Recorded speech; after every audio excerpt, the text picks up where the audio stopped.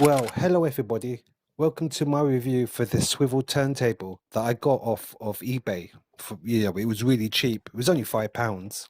It's super strong. It can hold up to 220 pounds. It uses metal ball bearings. These turntables, they used to be used in the day to hold CRT monitors, and it can swivel 360 degrees, which is good. A lot of even more expensive turntables can't even do that. And I'm going to be using this turntable for macro photography. I'm going to be photographing little models and other such things that are really small.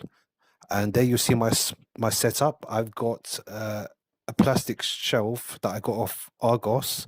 I'm going to stick it in the bottom there, stick some black cloth inside there, turn it into a dark box, and there you'll see my model there. I've lighted it up as best as I can, and the results, I believe, are okay. I mean, it's come out really well, and it was really cheap. It was only £5.